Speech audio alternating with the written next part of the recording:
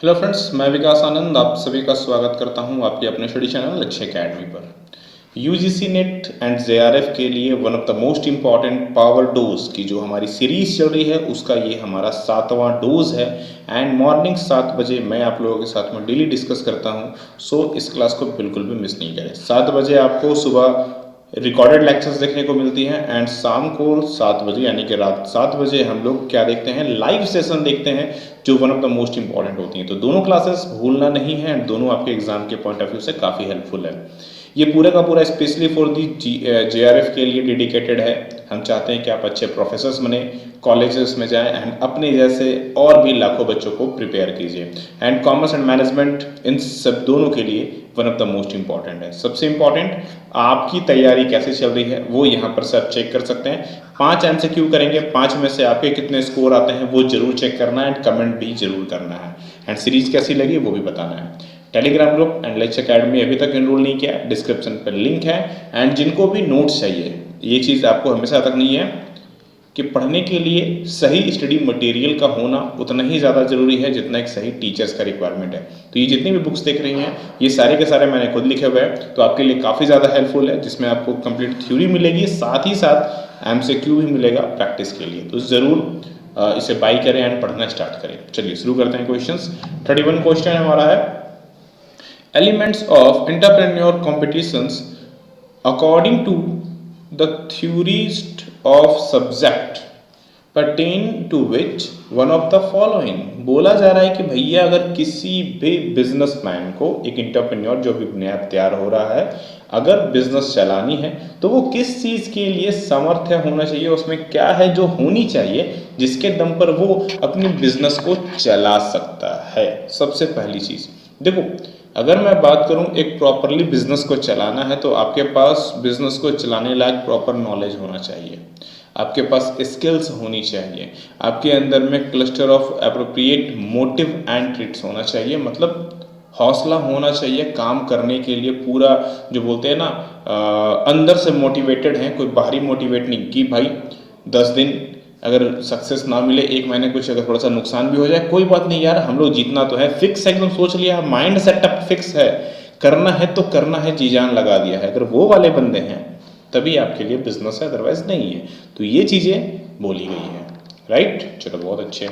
दूसरा, which among the following is not a generic strategy. इनमें से कौन सा जेनरिक स्ट्रेटेजी का एक पार्ट नहीं है, हमें ये बताना है। देखो मैं पहले भी बोल चुका हूं, नॉट वाले क्वेश्चंस को अच्छे से देखना है। यूनिट स्ट्रेटेजी की बात हो रही है, कोस्ट लीडरशिप की बात हो रही है, डिफरेंशिएट की बात हो रही है, नीश की बात हो रही है। यूनिट की बात किया जाए तो देखा जाए तो ये हमारा जेनरिक नहीं है, नाम से ही पता चलता है यूनिट, यानी कि एक पर्टिकुलर चीज, यानी कि कोई प्रॉब्लम आपके सामने आई, उस प्रॉब्लम के रिगार्डिंग में आपने जो वर्क किया वो कहला यूनिट। मतलब जैसा देश वैसा भेष की जब बात होती है तब वो आती है यूनिट की। तो भाई यहाँ पर तो हमेशा सिचुएशन बदल जाएंगी, लाइक कोविड में जो भी सामने आई राइट नाउ, अभी फिलहाल सब कंपनीज उसको सीख चुकी है, बट जब फर्स्ट टाइम का कोविड इशू आया होगा, क्या किसी कंपनी ने भी सोचा होगा? नहीं। तो वो जो उन्होंने स्ट्रेटेजी अपनाई वो एक तरह का यूनिट स्ट्रेटेजी था। हाँ, बाद में जाकर के वो बदल जाएगी, वो हैबिचुअल में आ गई, ये एक अलग चीज हो गई, बट उस टाइम फेज पर जिसमें पहली बार थी भाई उस समय तो यूनिट थी वो। तो बाकी चीजें भी क्या है, बाकी चीजों को भी देख लो। कोस्ट लीडरशिप स्ट्रेटेजी कब काम होती है? जब हमारे पास low cost of production help to get a competition advantage.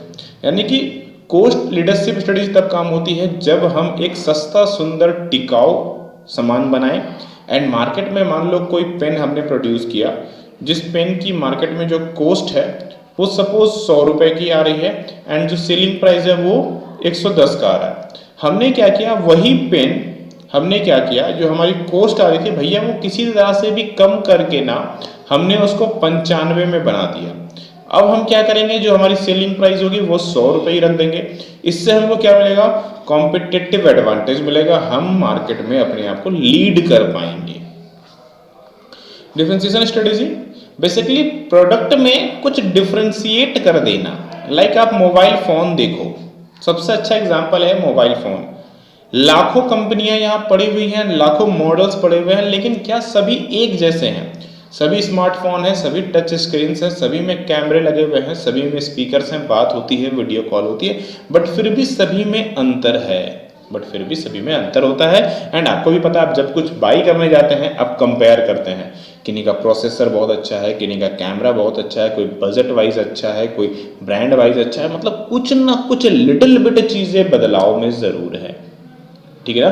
तो ये जो डिफरेंट है हम प्रोडक्ट में क्रिएट कर पाते हैं, जो हमारी यूएसपी, कुछ यूनिक क्वालिटी अगर हम किसी प्रोडक्ट में डाल पाते हैं, देन उससे जो हमें कॉम्पिटिटिव एडवांटेज मिलता है, this is called differentiation strategy.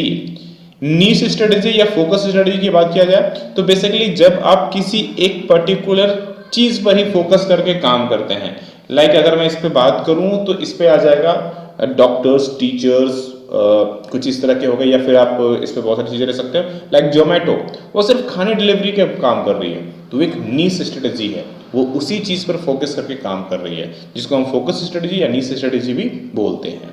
ठीक है। नेक्स्ट है, for the success of penetration pricing policy which one of the following is not desirable. हमें बताना है कि पेनिट्रेशन प्राइसिंग मॉडल पॉलिसी के लिए इनमें से कौन सा सूटेबल नहीं होगा। अच्छा, सबसे पहले पेनिट्रेशन प्राइसिंग पॉलिसी के बारे में पता होना चाहिए।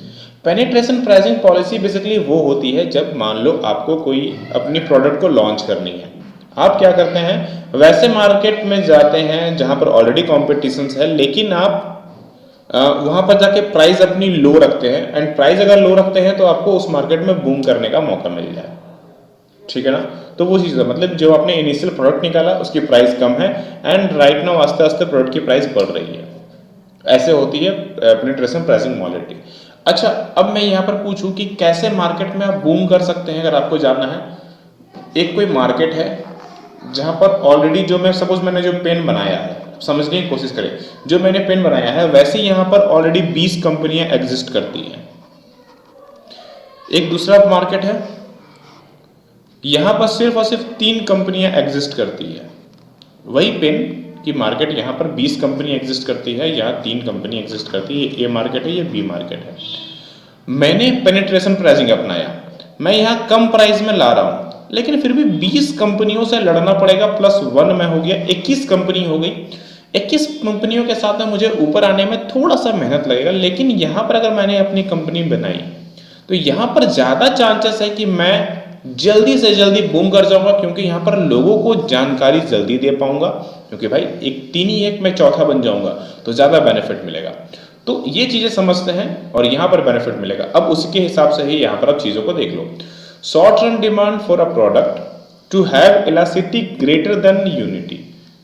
इलास्टिसिटी ग्रेटर देन यूनिटी बिल्कुल सही है, and most important short run demand की बात हो रही है। डेफिनेटली ये अच्छा है, हमारे लिए पॉलिसी काम करेगी, मतलब इस मार्केट पे आ गया। Ability of economics of large scale production, हम इसकी लार्ज स्केल ऑफ प्रोडक्शन कर सकते हैं, तभी जाकर के ये भी बेनिफिट मिलेगा। आप सस्ता कैसे कर सकते हैं किसी चीज को, आप प्रोडक्शंस बहुत हाई कर दें, देन फिक्स कॉस्ट का बेनिफिट आपको मिल जाएगा और उस चीज से आप ला सकते हैं, तो ये भी काम करेगी इस पर।